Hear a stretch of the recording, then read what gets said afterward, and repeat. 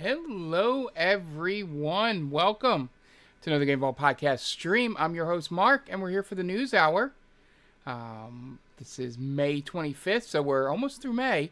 It'll be June next time we see each other here. I think exactly June 1st, to be honest. But, yeah, so a lot has happened in the last week. I think this week we put Podcast Prime up for the first time in a long time. We got through another game on Retro Roulette endurance run. I finished Clair Obscur, Expedition 33. Oldest niece won her district championship in softball, and it's Memorial Day weekend. So, and The Last of Us ended. So, a lot happened this weekend. I am off from work tomorrow.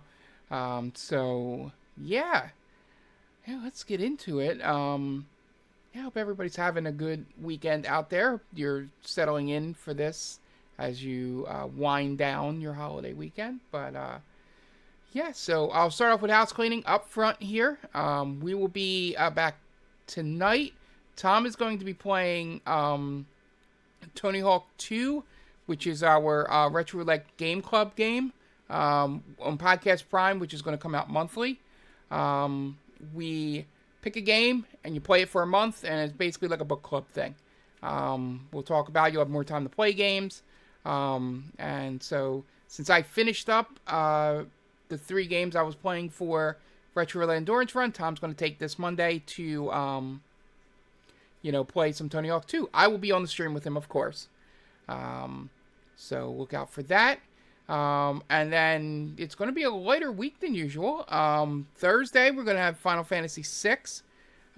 Friday, I have to figure, I might just skip Friday, to be honest. I've been streaming a lot, about 58 hours, something like that, with Clair Obscur since it came out about a little over a month ago. So I might just relax on Friday night, to be completely honest with you, for the first time. Just hang out and chill. But we'll be back Saturday for sure with, we're going to restart Trails, Trails Saturday. And then we will go into Sunday with the News Hour.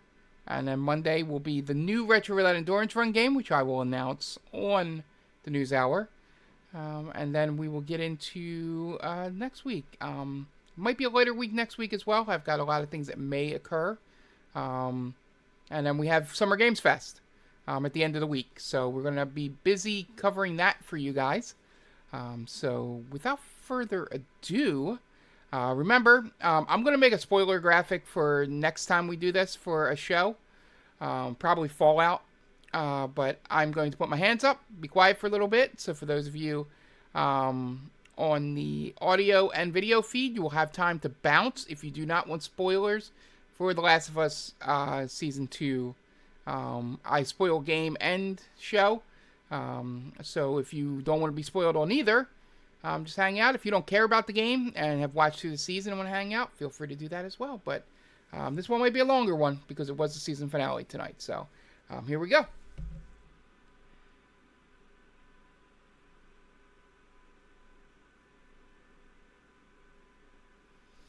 All right, so season finale time. The one thing that I go back and forth on this because season 1 was so good, and even the departures from the show felt like they were the right choices. Throughout this season, I felt there were some choices that were made that felt very much, and they mention it in the making of, they very much felt like, Craig Mazin ideas. And for some reason, it feels like maybe me and him didn't really read the same things into the game. And I don't know how much power Neil has to say no, or Haley has the power to say no, if he wants to do something. I don't know what the dynamic is there. Maybe they're all in agreement. But there's been a lot of points throughout the season where, I'm like, I don't know. Like, I really wanted them to have the Salt Lake City conversation that would have occurred in the last episode. And then we roll into this one. So they start off with, as they do, intersecting things that didn't occur in the game, because in the game You're just following Ellie, so you wouldn't know any of the wolf stuff. So they start off with Isaac looking for Abby, as he does in Abby's portion of the game. So we find out that dynamic, that she's really high up in the wolves, but she's also missing. So we start the episode with that. Then we cut back to Ellie and Jesse and having the conversation about, well, actually, we cut back to show Dina getting the arrow sort of forced out of her leg. And she said no to alcohol, which raised an alarm bell with Jesse. He wasn't 100% sure, but it raised the question. So as they, get ready to head out, it was after Dina and Ellie had a conversation. I don't know if they do this in the game, but it felt like a good time. They're doing a little bit different with the Dina-Ellie relationship, which I actually agree with. This is one of the things I do agree with, is the way they're doing the relationship here. It feels a little more natural than the video game. So, Ellie confesses to Dina, what Joel did and why Abby came and killed Joel. And now Dina's having a little bit of second thoughts, because Ellie held this from her and all. So she gets ready the next day. Jesse and her are going to look for Tommy, which happens in the game. They didn't put in the scene. I think it was in. I'm gonna have to watch the not making of the preview for episode 7, because they showed the truck scene when they were driving through the neighborhood, and crashing into the zombies and stuff as they were leaving, in the car. Where she actually meets Jesse in the game. But that didn't happen in this episode, unless I missed it. But I doubt I did. Game Ball Cat has an opinion about The Last of Us as well. So, anyway, they go through, they have the conversations.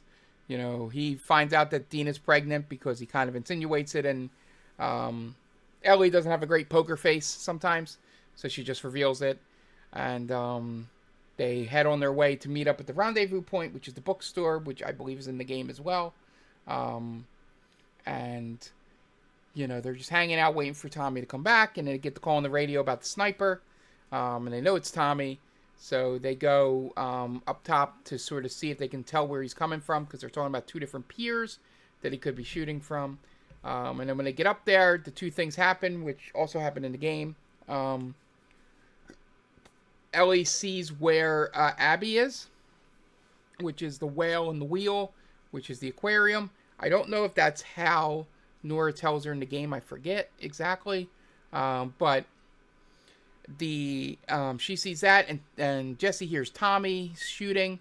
And then they have an argument over what community means. This was I really enjoyed this conversation because it gets a lot deeper than I believe the conversation, because Jesse's in a different mindset here than he is in the game. But the idea that he does everything for Jackson, because that's the community. He does it for the best of the community. And Ellie arguing that her community was Joel, and she watched Joel, as she says, fucking die. So that's why she's doing what she's doing. And they have a little mini argument. Then they split off like they do in the game. Jesse goes to find Tommy, and Ellie goes to find Abby at the aquarium. So this is where a portion happens that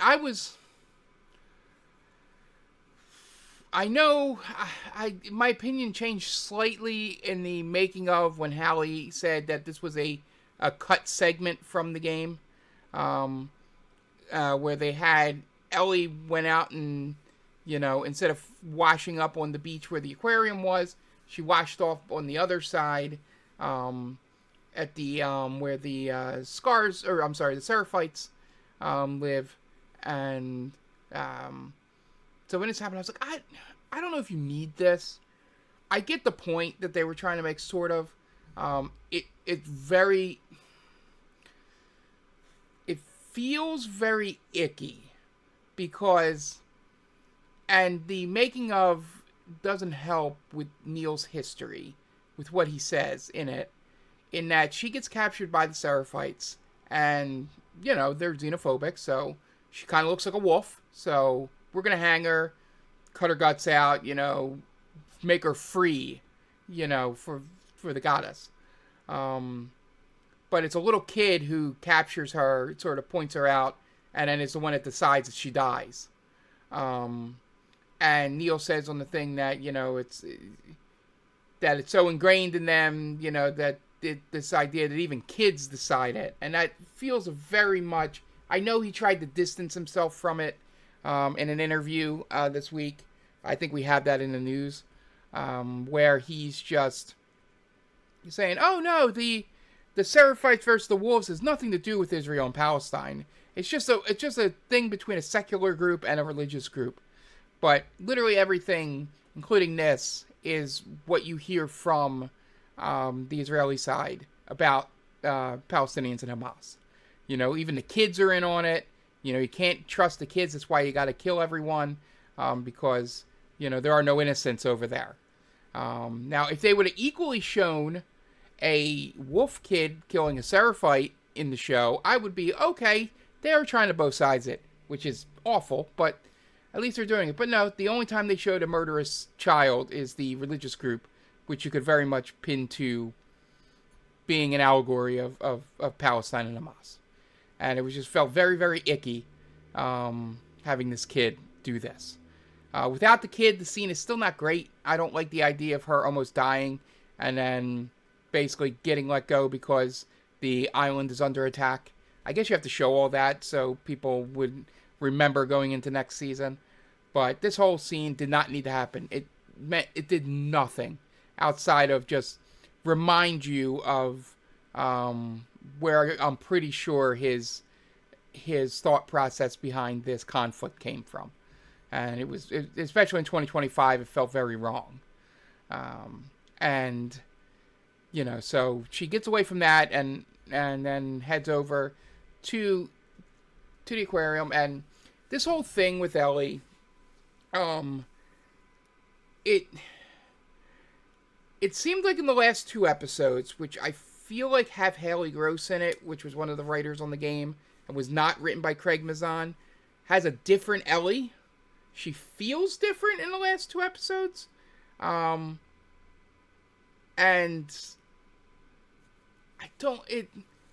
this feels more like how Ellie should have been through the whole second season. And whatever the first couple episodes that when Craig Mazin was writing it, whatever he was trying to do with his thing of Ellie, where she's ravenous and violent inside at all times, but also kind of an idiot, which is not Ellie. Ellie, while it comes up in this episode, while not book smart or any of that, she's not the idiot they portray her as in this series. And it's a shame, but she's a little more gung-ho about things because she's so used to not needing to worry about it because of the immunity. But she's not an idiot, and I felt like a lot of the early stuff from the episodes written by Craig basically did that. But I will say this is probably one of the...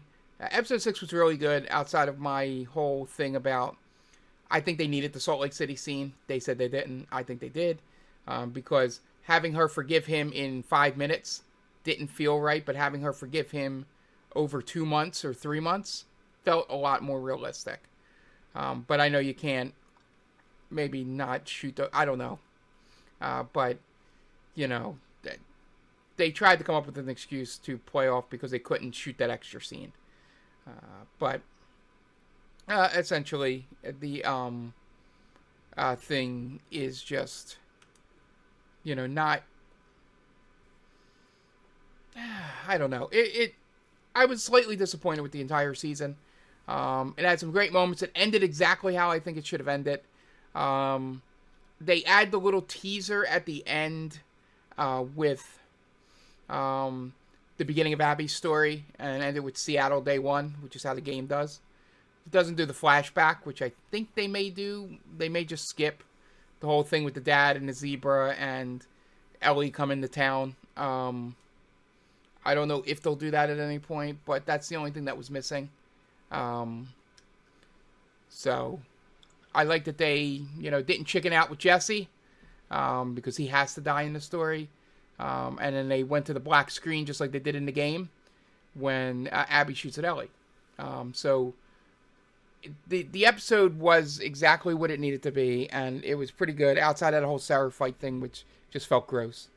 Um, but I like the momentum they have going into season 3. I hope Neil and Haley write more episodes, because the last two felt more like the feeling of the game. Not so much the game, because you can't do the game like scene for scene on TV.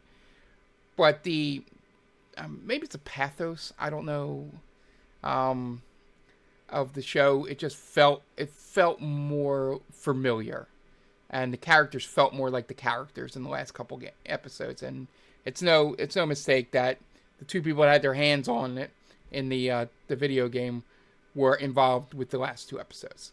I think season 3 is going to be fantastic. I don't know how people are going to react to it in terms of, the just mainly not having Ellie in it that much, or at all. I don't know how exactly they're going to do it. But, this is how you get a Caitlin Deaver to do this. Is you tell her the entire third season is yours. You're the star. But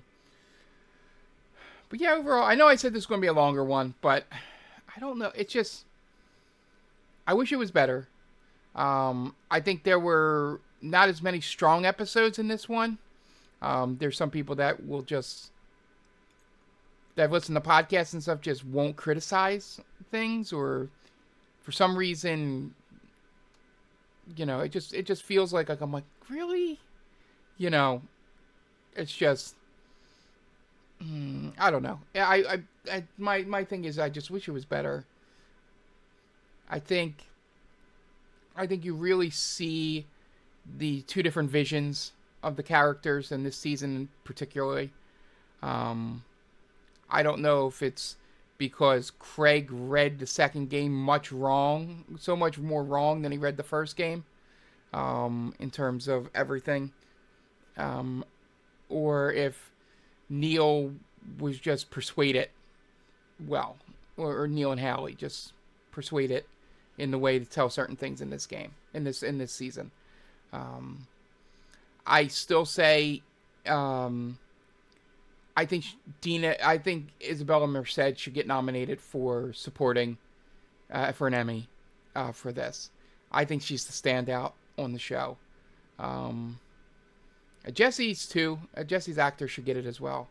I don't know if they'll give it to Bella, but yeah, they had some great acting performances. But overall, I think some of the changes, like they had a better batting average on changes in season 1 than they did in season 2. I think a lot of things they changed or altered or tried to explain more were some of the things that were most controversial, in the game. I think they're going to have a harder time with that in season 3, because there's a very, very key thing in a storyline. There's a very hot button political issue. I'll see if they even try and touch it, because the fans will riot of the game, or the ones that really love the game will riot if they don't do that. Since it's like 2 years away, I'll reveal it. Lev, who's one of the Seraphites that you meet during Abby's story, he is transgender. Born a female, cuts his hair off because, he feels that he's a male, and that gets him excommunicated and possibly killed by the Seraphites for doing that. So how they deal with him, we'll see. Maybe the political climate will be different. Who knows? Maybe it'll be worse and they can't do it. Like, I'm very, very curious how they're going to handle that storyline. And, they didn't do much in terms of, I guess most of the Dina Ellie stuff is next season, where you show them as a couple and a family. So maybe, they didn't need to do that, but, I wish they would have filmed season 3 already and just put it out next year instead of 2 years from now. Because I'm just gonna be stewing on this. Um, my final word is, yeah, that Seraphite Island scene was just gross and did not need to be there, and just brought up, bad memories of, things said by Neil, who, is an Israeli American, so his opinions might be a little, it's bias for obvious reasons. But yeah, so yeah, that's Last of Us. Season 2 is a wrap. I don't think it's as good as season 1. Like I said, I think Craig Mazin had two. Craig Mazin. Jesus, is he related to the Miz, the wrestler? Craig Mazin. I don't know how many times I said Mazan. It's Mazin. Chernobyl's a great show. Love Chernobyl. But I think he thought he knew more. I think he misread some parts of this story. And I think him being showrunner got a little bit more power than the people that actually wrote the characters did. But yeah. Besides that, casting was top notch. The dialogue scenes were awesome. All the supporting characters were great. Just wish they made different choices on certain things. So, all right, that's all. I'm going to put my hands up for the end of the spoiler talk here.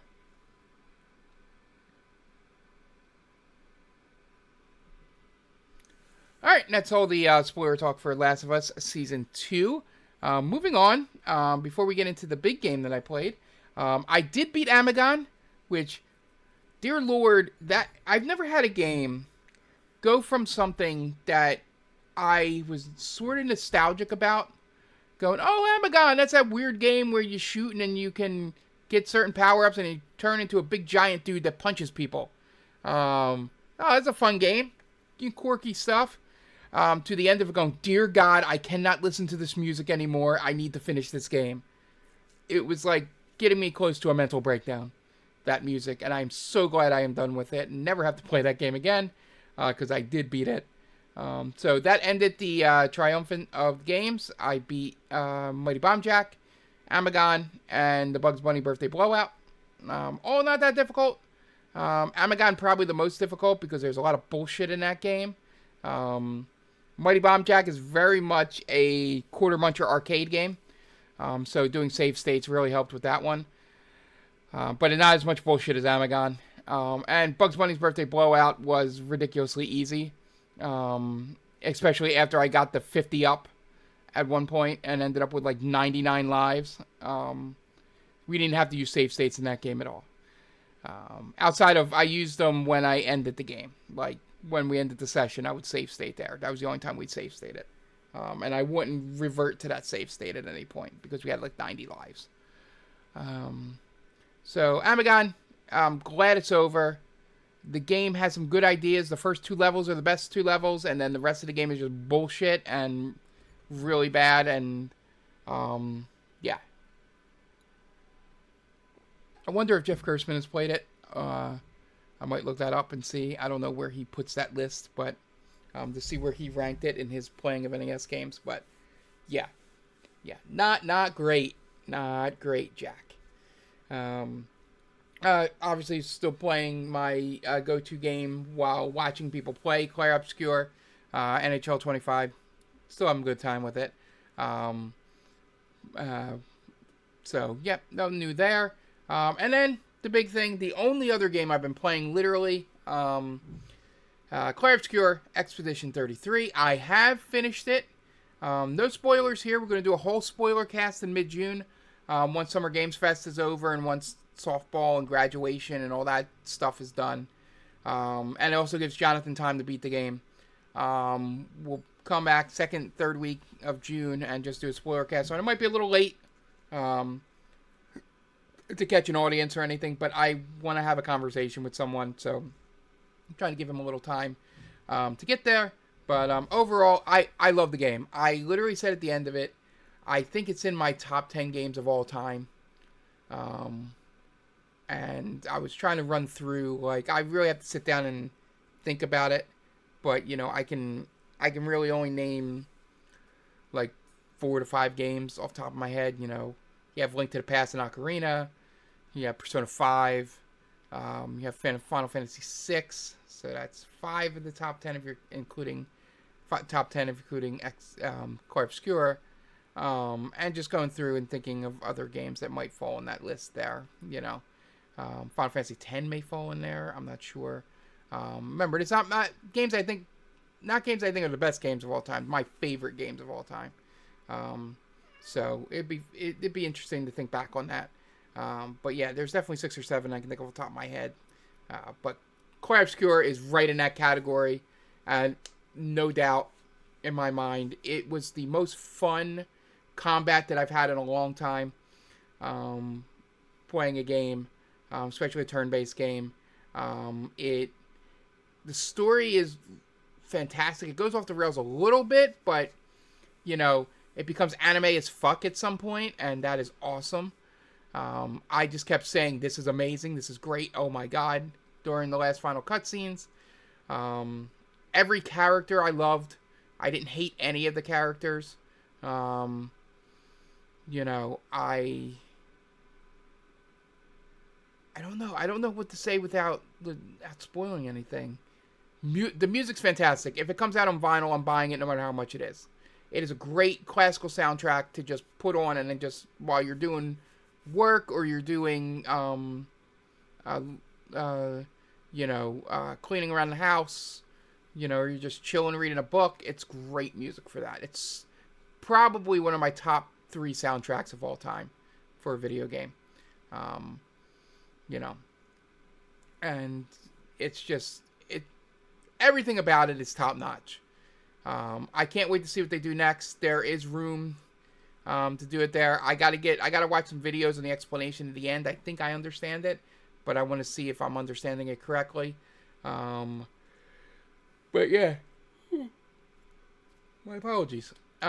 So fantastic game. I highly recommend it to people that like turn-based and some people that even don't, because the parry, dodge, you know, quick time event combat is really, really fun. And, you know, doesn't bog down the turn-based stuff. Or stay bogged down in the turn-based stuff. Yeah, so look out for that spoiler cast after Summer Games Fest. Hello, Goat. We're just about to transition into the news. Just talking about that I beat Expedition 33 today. I don't know if you were around for the 7.5 hours that I streamed today, with 5 of it being me playing the Endless Tower, which is like I guess end game stuff that I should have waited for. I got buff as fuck and was, you know, made the end game very, very easy. So that's it. We'll be picking another game. I might take like the rest of the month off because of things and Summer Games Fest and all that stuff. Because the next game we'll be doing this for is Death Stranding 2 at the end of June. So yeah. So I'm a little confused about the end as well, Goat. I'm gonna look it up and see what exactly it means. You know, whether I picked the good or bad ending. But I had no hesitation when the choice was given to me. So, all right, let's move on to the news. And first up, Nintendo Switch 2 game chat requires your phone number for verification. But Nintendo's video calling software baked into all Nintendo Switch 2 consoles and is being promoted as a key feature of the new system. But it's worth being aware that anyone wanting to set up game chat will need to verify their identity first by providing Nintendo with a phone number, or if you already linked it, the number associated with your Nintendo account. Nintendo will then send that number a text message tying your game chat activity to that phone number, so behave. If you're under the age of 16, game chat will be blocked until a parent or guardian using the Parental Controls smart device app allows the use of this feature. Then they will then be required to add their own phone number for text messaging purposes. So essentially, this is their way of protecting kids. And game chat, which I'm all for. Um, some people are very worried in terms of obviously identity theft and stuff like that, and people getting held their phone numbers. But I think you got to compromise somewhere, especially when a lot of kids are going to be playing with this. You don't want them to. You don't want a lot as you want to do the best you can to prevent bad actors from getting on there. So while it's kind of creepy and crazy, and maybe some people wouldn't want to do that. I'm not against it.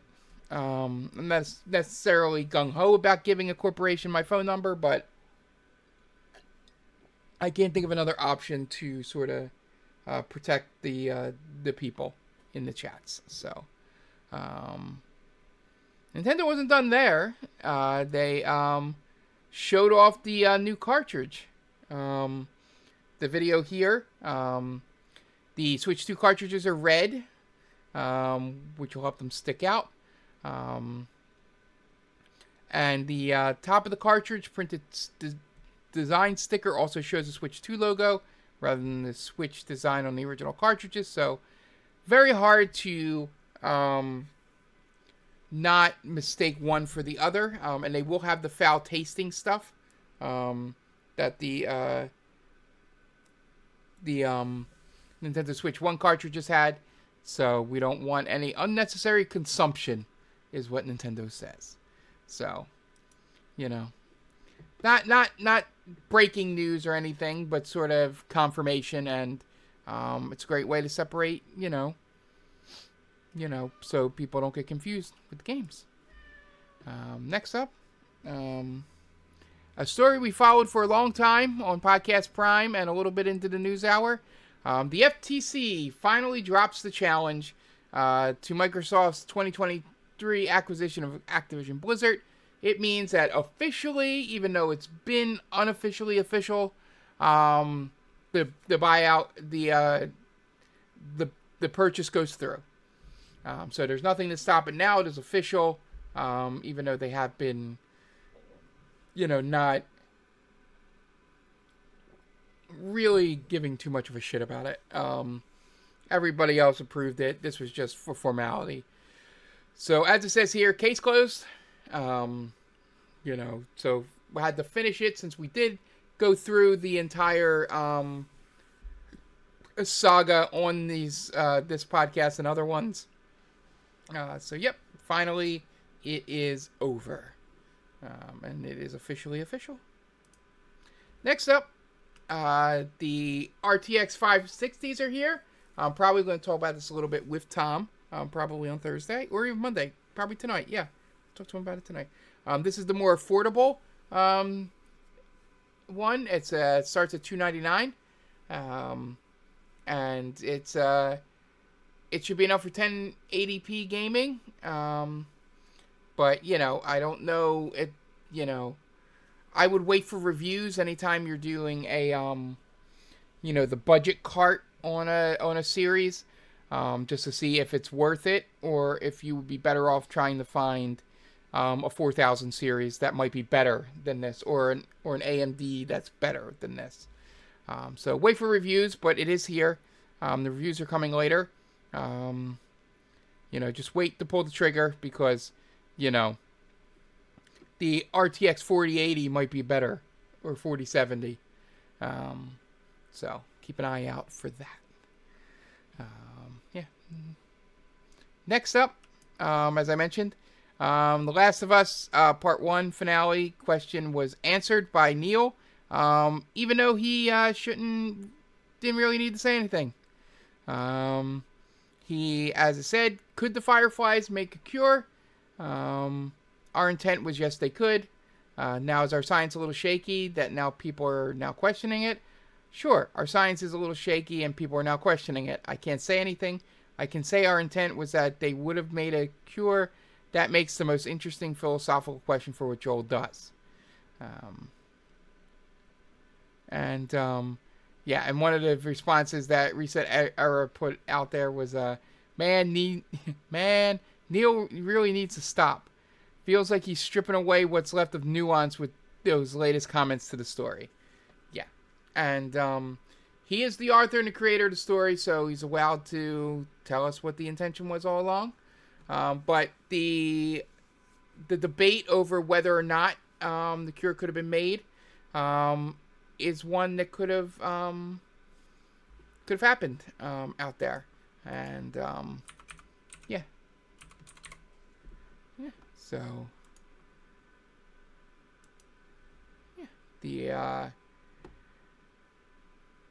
it's just, this is also the interview where he mentions the Israel Palestine thing, and like I said, it didn't help matters. The interview plus the finale, so I'll leave it there so there's no spoilers. But yeah. Next up, the live action Elden Ring movie is on its way from A24. And the Ex Machina director, Alex Garland. So I'm excited about this. George R.R. Martin is attached because he was a producer. He helped create Elden Ring, and he's a producer on the movie. So everybody's attached that needs to be attached. So it'll be interesting. You can very much do a really good live action if you want to. Like, I don't know exactly how you do some of the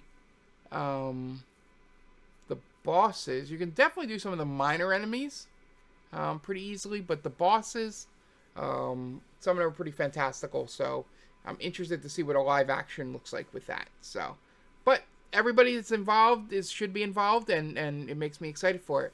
So I am looking forward to this just to see. I just want to see a trailer. I just want to see what their concept is for it. So So no release date or anything, no casting details and all that. But a good director is attached, good studio is attached, and George R.R. Martin is attached. So we'll see how it goes. Finally, these last two stories here are just little fun stories.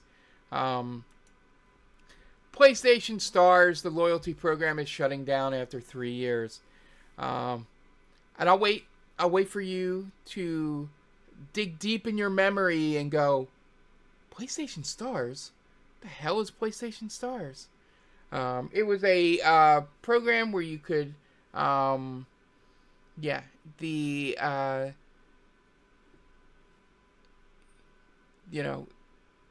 it was, I guess, trying to do what Microsoft does with Microsoft Rewards.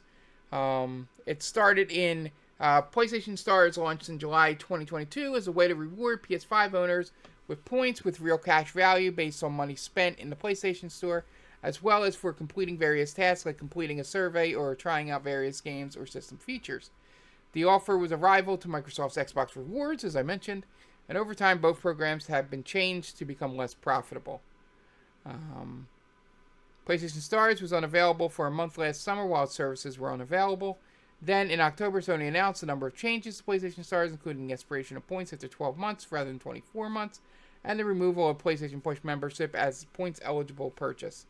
Now the whole thing is disappearing altogether. So, bye-bye, Nintendo, PlayStation Stars, we hardly knew ye. And finally, WizKids is offering refunds for the Baldur's Gate minis. This is kind of amazing. I don't know. Yeah, I don't know if you can see these. I don't want to click this because it's going to send me to X, and I don't really want to go to X. But the faces were really, really bad. You can see a little bit of Lae'zel down here, but they were very, very poor. Like, very bad quality.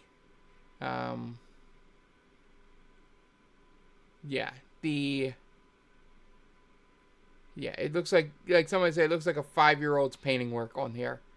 Yeah, it looks like me painting the characters for our D&D game. They did a really, really poor job. You should look up some of these photos. They're pretty fun to do if you've ever played D&D or anything like that. So that'll do it. I know it's a little shorter than usual. My voice is gone between Friday cheering on my niece in in softball to playing a whole lot of Clair Obscur. So we will cut this one a little short. I'll be back tonight if you're listening to this or watching on YouTube, or tomorrow if you're on. Is it midnight yet? No, it's not midnight yet. So tomorrow, if you're watching this live, Tom will be playing Tony Hawk 2, which is our Retro Roulette Game Club game. On Podcast Prime, we're still doing Retro Roulette, which is the game Tom's owns. He's still spinning the wheel, doing all that good stuff. Except now you get a month to play the game, so you can dive deeper into it. We're going to dive deeper into it. And, mostly Tom's probably going to dive deeper into Tony Hawk 2. I'm going to try it. As always, I might stream it maybe on a day. Just say, hey, I'm going to try Tony Hawk 2. And we'll go from there. But, yeah, join us tonight. And then Thursday is the Final Fantasy VI. Saturday is Trails. And Sunday is the News Hour. I'm taking a little bit of a break after about 58 hours of streaming in Clair Obscur. And then we got Summer Games Fest next week. So you'll be seeing a lot of us. So I'm taking a week off here to just do our normal shows and not anything extra. So I hope you guys can join us. Once again, thank you, Goat, in chat.